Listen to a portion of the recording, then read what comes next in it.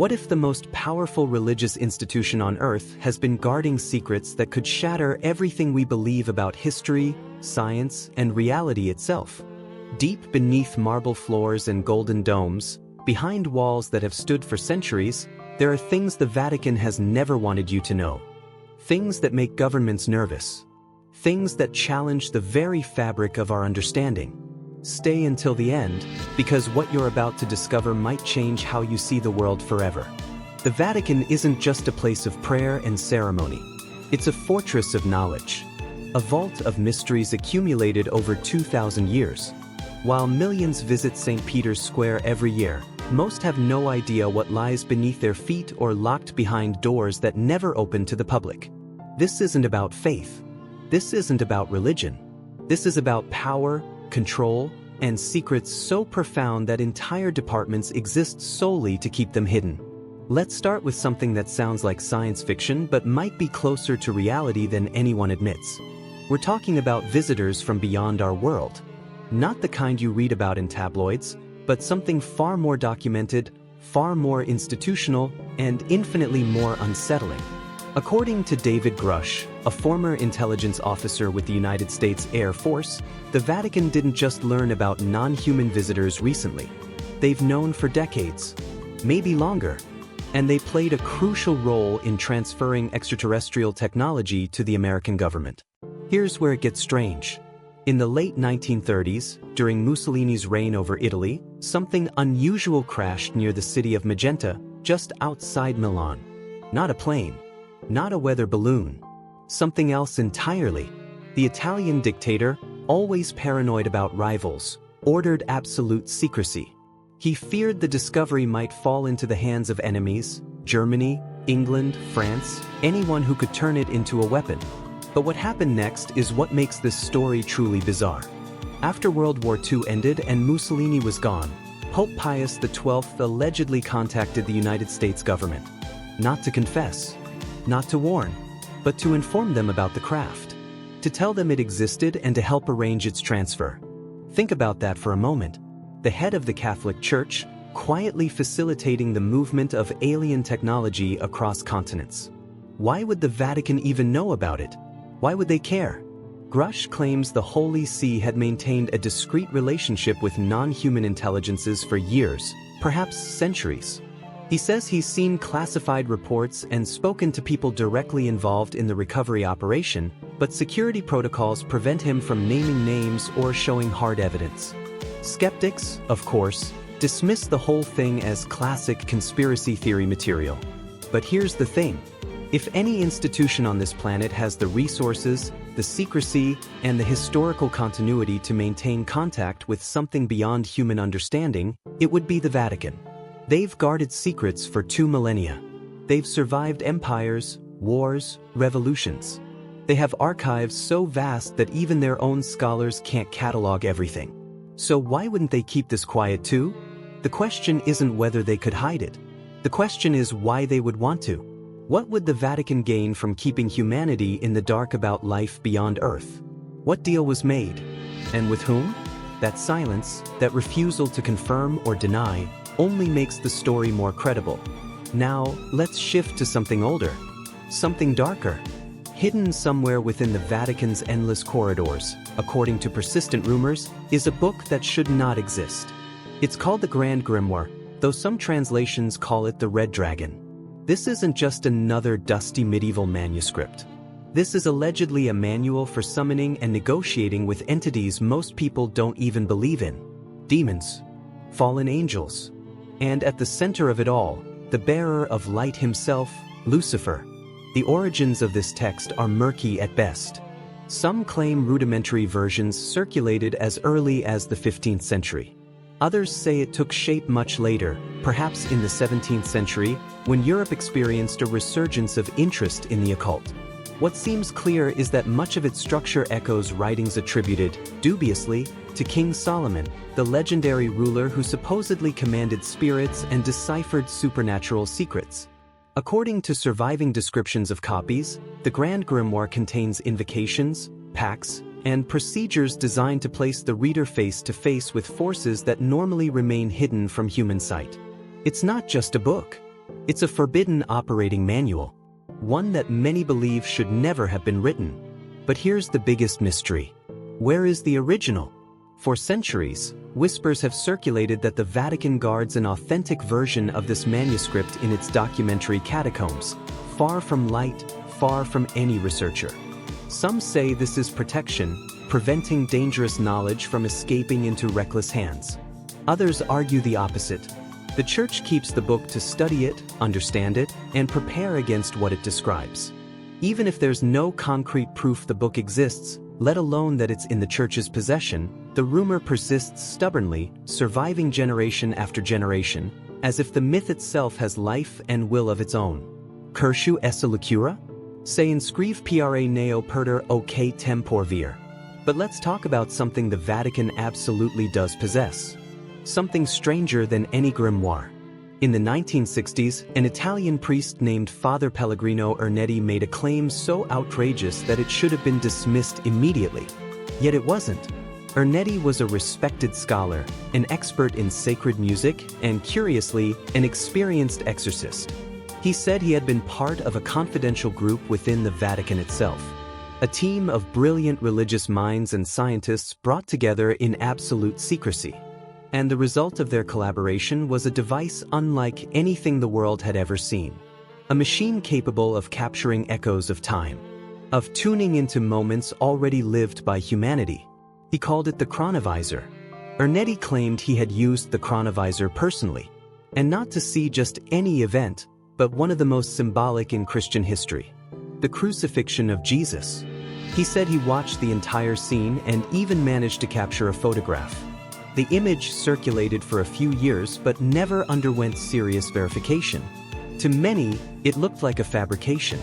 To others, it was proof nobody wanted to validate.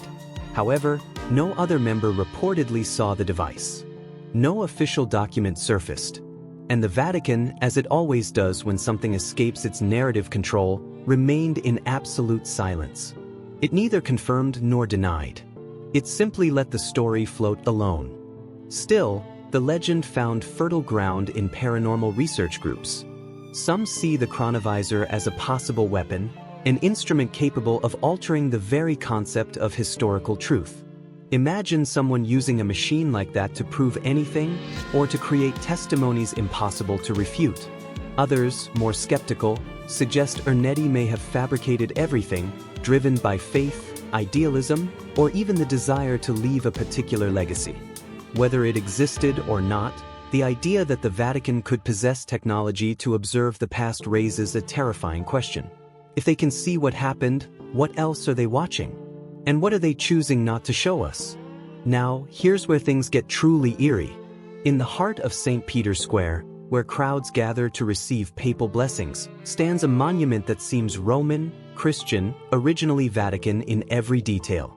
But in reality, it belongs to a completely different world. The obelisk dominating the center of the square wasn't born in Rome. It emerged on the banks of the Nile long before Christianity, empire, or Vatican existed. This monolith, over 3,000 years old, was once a sacred pillar in ancient Heliopolis, the Egyptian city dedicated to sun worship.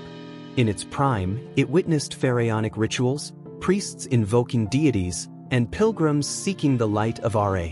It was a symbol of spiritual power, a silent reminder of humanity's obsession with touching the divine.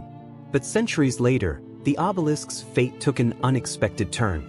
In the 1st century after Christ, Emperor Caligula, known for cruelty and extravagance, decided that ancient artifacts should serve as an ornament to Rome. He ordered a colossal ship built just to transport it across the Mediterranean, as if it were a trophy ripped from an ancient world. Upon arrival, he installed the obelisk in Nero's circus, a stage for bloody persecutions where early Christians were executed to applause. According to ancient traditions, Peter himself, considered the first pope, was martyred there in the shadow of that same Egyptian column. Over time, the circus structures crumbled, but the surrounding ground transformed into something sacred, a cemetery of martyrs. It was there that St. Peter's Basilica later arose.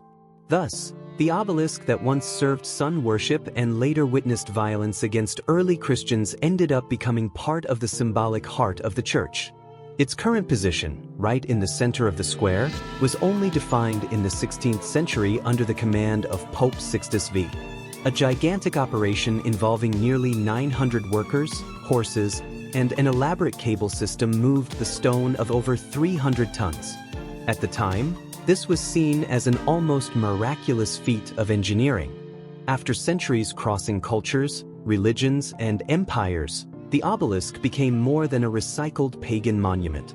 It turned into a sort of mute witness to the historical transformation of Christianity itself. Today, countless visitors pass by it without imagining that this apparently static stone has already witnessed the brilliance of pharaohs, the tyranny of emperors, and the indestructible faith of martyrs. And standing there, under the shadow of that ancient column, you have to wonder, what other pagan secrets did the church absorb and hide in plain sight? The Wonder Maze? Ataiva o Sininho Agora. Beneath the golden grandeur of St. Peter's Basilica, there exists a second Vatican, much older, silent, and with an atmosphere soaked in mystery. It's not some hall or secret archive, but rather a true underground city.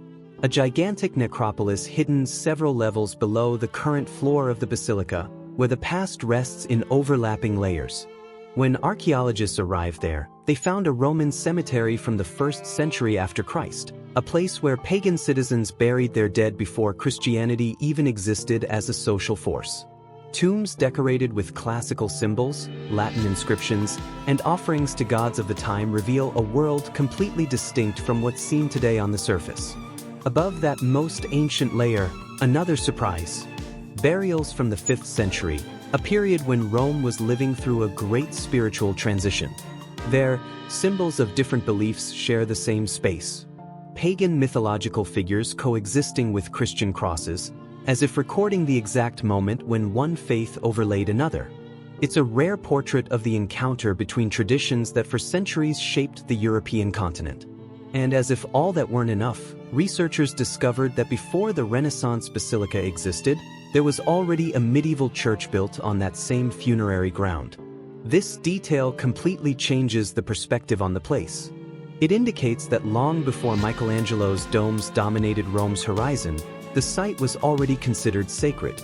The modern basilica, praised as a masterpiece of Christianity, is merely the top of a mountain of history piled up over millennia. At the core of that mountain lies the area many believe holds the remains of St. Peter, the apostle who was reportedly martyred nearby. The authenticity of the tomb still generates debates, but its symbolic importance is undeniable. After all, it was from this belief that the world's largest church was erected. Today, the necropolis isn't just an archaeological site. It's a time capsule, showing how beliefs, power, and tradition were sedimented layer upon layer. While on the surface tourists contemplate the grandeur of the basilica, below them remains an ancestral labyrinth, where shadows of forgotten lives still rest in the gloom, awaiting who will listen to them. But there's more to St. Peter than ancient tombs and dusty bones. Long before 2013, before St. Peter's Square became the stage for global broadcasts and frequent pilgrimages, a secret already rested silently beneath tons of stones. To understand the importance of those 8 fragments publicly displayed for the first time, we need to go back almost 2 millennia. Around the year 64 after Christ, during Nero's persecution, Peter, already elderly, was reportedly executed in the emperor's circus on Vatican Hill. His body, according to tradition, was buried right there, a simple grave marked discreetly to avoid desecration. For centuries, Christians returned to this spot, leaving rudimentary inscriptions that revealed more than devotion, a silent effort to preserve the apostles' memory. Over time, the site was swallowed by successive constructions. The original tomb was covered by a memorial in the 2nd century, then by a small shrine in the 4th century, and finally by the Constantinian Basilica, the first of the great churches erected on that ground.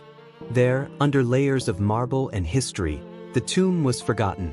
In 1939, when Pope Pius XII authorized the reform of the basilica's basement, no one imagined that engineering work would open the doors to one of Christianity's greatest archaeological finds. Workers discovered, almost by accident, a vast intact Roman cemetery.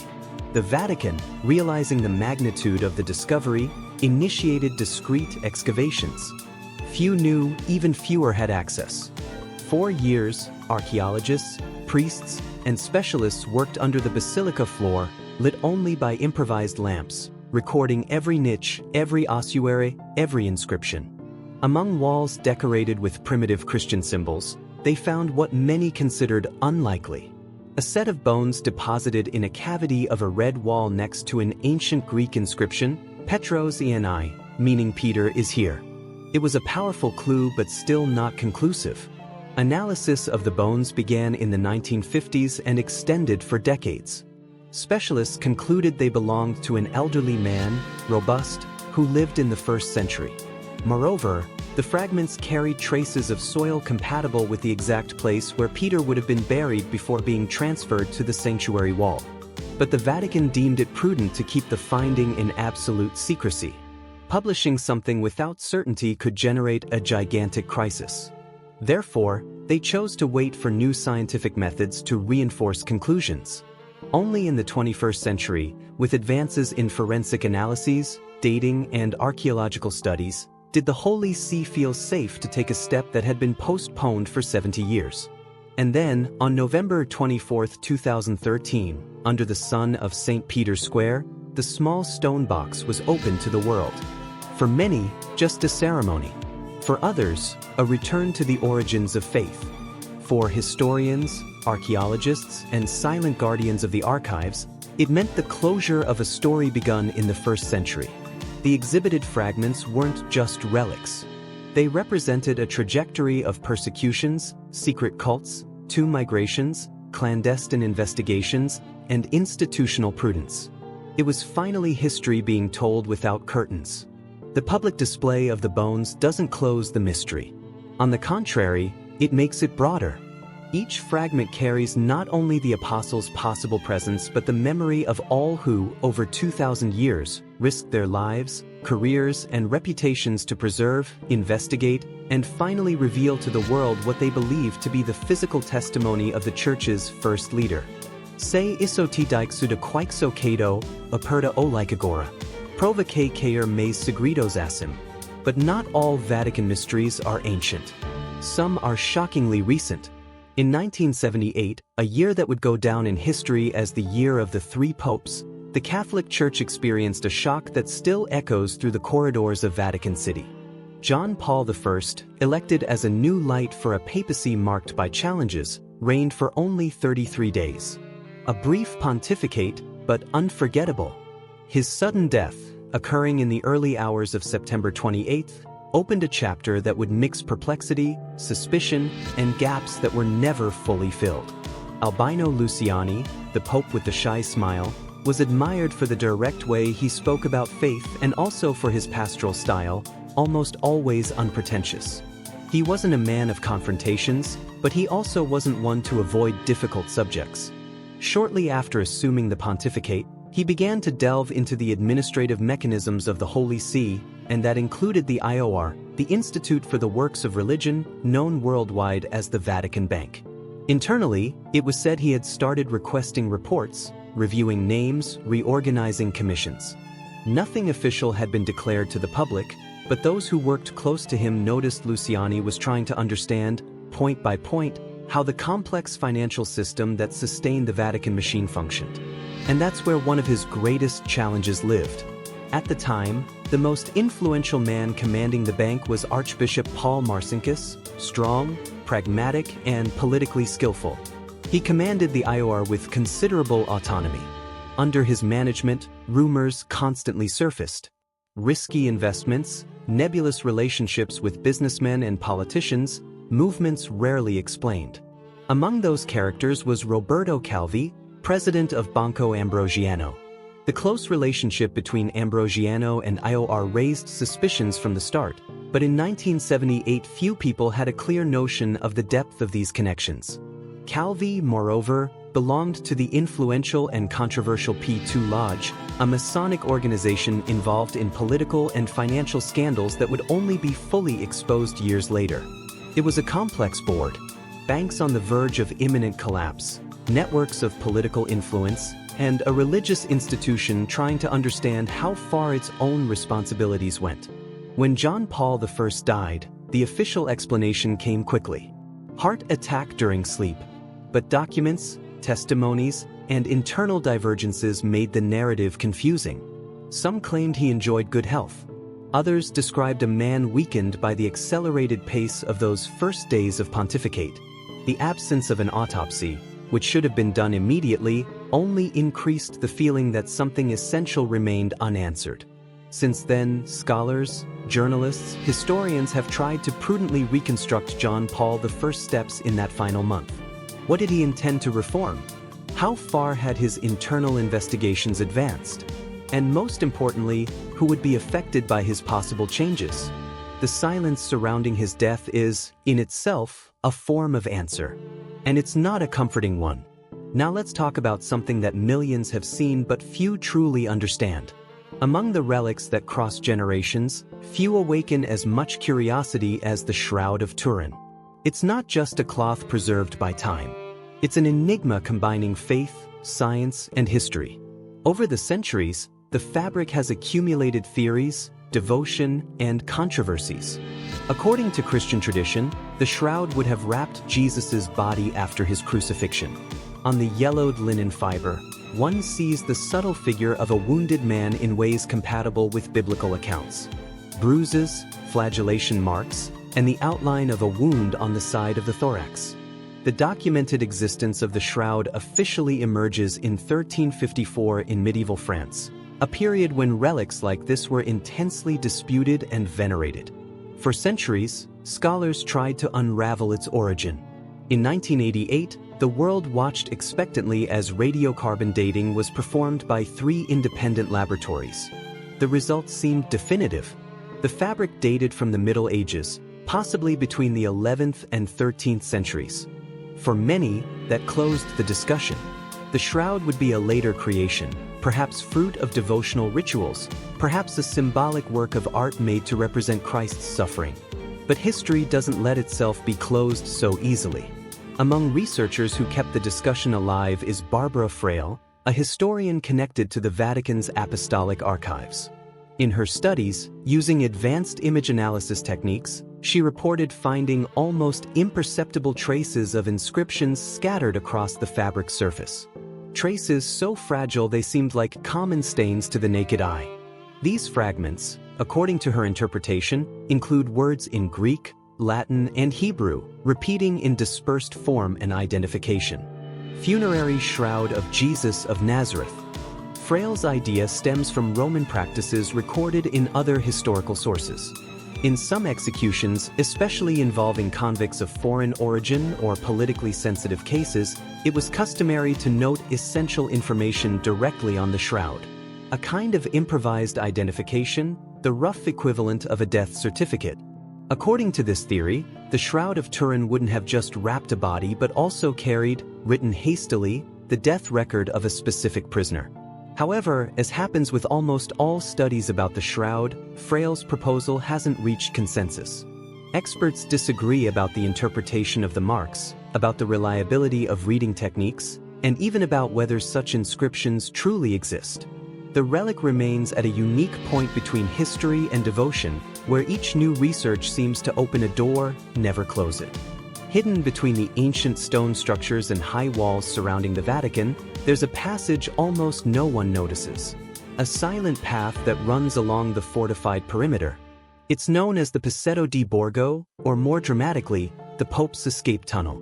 From the outside, it seems ordinary, just a long stone wall like hundreds of other medieval defenses scattered across Europe.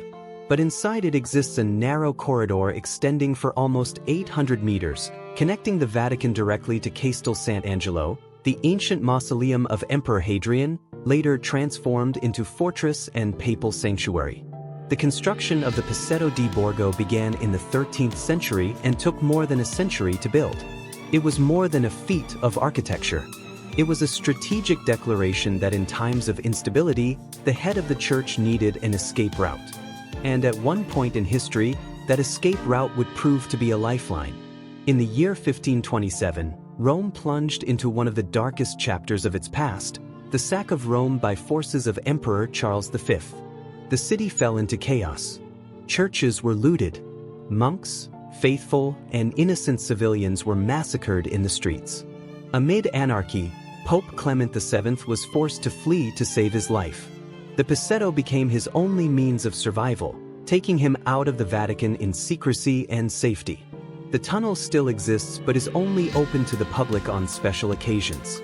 And now we arrive at the heart of all Vatican mysteries. Today known as the Vatican Apostolic Archive, the collection once bore a much more impactful name, the Vatican Secret Archive. The change, promoted by Pope Francis, sought to dispel the idea of conspiracy that had always accompanied the old title. Still, the new name hasn't erased the question that has intrigued scholars and curious minds for centuries. What does the Vatican really keep in there? The archive is immense. It's estimated to contain millions of pages produced over more than 1,000 years. Think about it. Papal decrees, diplomatic correspondence, judicial records, missionary reports, administrative notes, and documents that never reached public knowledge. Among specialists circulate suppositions, some plausible, others almost mythical, that there might also exist accounts of extraordinary phenomena, testimonies of supernatural events, and even texts recording episodes inexplicable in historical terms. Officially, the Vatican states the archive is open to academic research. And it is, in theory. In practice, the request process is extremely rigorous. It requires a solid academic affiliation, research justification, and careful analysis of each request. Few receive authorization, and even those few only access small portions of the collection. The documents already released show the archive's gigantic historical value. Among them stands out the 1633 trial against Galileo Galilei, the famous scientist, and the letter written by Mary, Queen of Scots, shortly before her execution. These cases reveal how the archive contains pieces capable of reconfiguring our understanding of entire periods of European history. And inevitably the question arises: if the disclosed material is already so revealing, what remains locked behind doors still inaccessible? The Vatican has tried to digitize part of the collection, but the task is monumental. The amount of documents is so large that progress advances at a slow pace. Moreover, scholars believe that precisely the most sensitive records, those that would deal with anomalous events, internal crises, or accounts outside the historical standard, continue reserved for a very restricted circle. Therefore, despite the name change and certain recent openings, the Apostolic Archive remains wrapped in a fascinating balance between recorded history and institutional silence. A place where the past is preserved but never fully revealed. Like esse mudu essiudia. Inscrive pro clube dos que sabem a verdade. So what have we learned today? That beneath golden domes and marble floors, beyond papal audiences and sacred ceremonies, the Vatican guards something far more complex than faith alone. Whether it's fragments of bone that might belong to the first pope, whether it's alleged contact with beings from beyond our world, whether it's forbidden books that promise power over darkness itself, one thing is certain. The Church has spent 2,000 years collecting, hiding, and protecting knowledge that could shake the foundations of everything we think we know. Some might call it conspiracy. Others might call it prudence. But when an institution survives empires, outlasts kingdoms, and maintains absolute control over information for millennia, you have to ask yourself, what else are they not telling us? What other secrets rest in vaults we'll never see? What truths are deemed too dangerous for public consumption? The Vatican isn't just a religious center. It's a fortress of history, a library of the impossible, a museum of the forbidden. And every year, millions walk through its halls, stare at its art, and pray in its chapels, never knowing that beneath their feet, behind locked doors, in archives that stretch for miles, there are answers to questions humanity has been asking since the beginning of time. Questions about where we came from. Questions about whether we're alone. Questions about what happens when we die. Questions about the nature of good and evil. And the Church, silent and steady, keeps those answers locked away. Maybe one day we'll know everything. Maybe technology will force transparency. Maybe a whistleblower will emerge with proof too strong to deny. Or maybe, just maybe, some secrets are meant to stay buried. Some knowledge is too heavy for the human mind to carry. Some truths would do more harm than good. But until that day comes, we're left with fragments. Whispers. Rumors that refuse to die. And an institution that, no matter how much it modernizes, no matter how much it opens its doors, will always keep its deepest mysteries locked behind walls that have stood for 2,000 years. So what do you think? Are these just stories? Or is there something the Vatican doesn't want us to know? Drop your thoughts in the comments. I'd love to hear what you believe. And if you want more secrets, more mysteries, more truths hidden in plain sight, make sure you're subscribed. Because trust me, we're just getting started. There's a whole world of darkness waiting to be explored. See you in the next one.